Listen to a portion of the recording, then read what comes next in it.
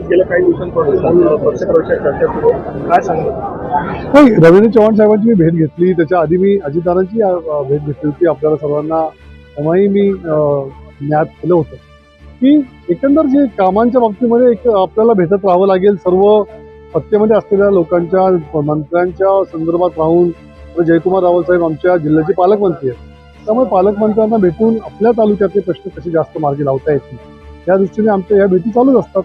त्याला पक्षप्रवेशाशी जोडणं हे काही संयुक्तिक होणार नाही, पण एकंदर सर्वच विषयावरती चर्चा चालू आहे. किती लोकांच्या सोबत होणार आहे आणि होणार आहे की नाही होणार?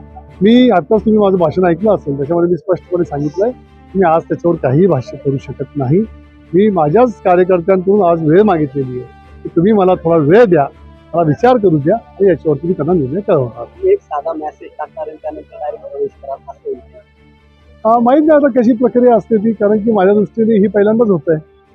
त्यामुळे माझ्या 3 पिढ्यामध्ये असं कधी घडलेलं नाही. त्यामुळे ही प्रक्रिया काय असते ती तुमच्याकडून मला समजून घ्यावी लागेल. पण आता तुम्ही एक शब्द पण वापरून ज्यावेळेस तुम्ही निर्णय घेणार त्यांच्याप्रमाणे त्रास देखील मला होतो आहे काही निर्णय घेताना कुठल्याही पक्षाचे. काय नेमकं मी असं म्हणालो, कार्यकर्ते ज्या भावना मांडतायत तो विचार करताना मला त्रास होतोय की नेमका कार्यकर्ते जे मला आग्रह करतायत की तुम्ही हा प्रवेश केला पाहिजे, तुम्ही बदल केला पाहिजे, हे ऐकताना मला त्रास होतोय की नेमकं मी काय करावं. अशा प्रकारच्या भावना माझ्या होत्या, बाकी मला काही त्रास नाही.